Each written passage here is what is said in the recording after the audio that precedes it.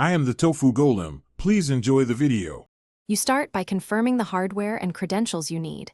This prevents a brick. First, check the Apple Watch model and Watch OS version, because newer watches pair only via recent iOS.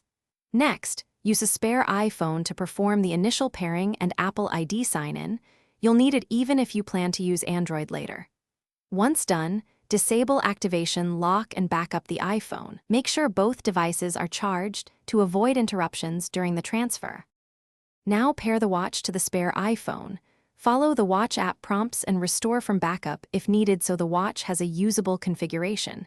You do this because Apple requires initial activation via iPhone.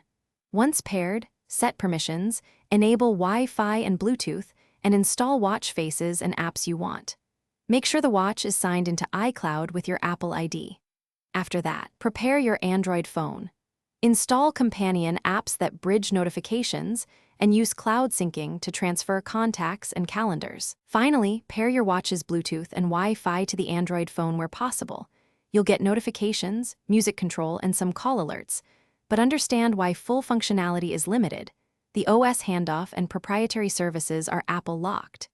Use cloud services to sync email, calendar, and export health data to third-party fitness apps.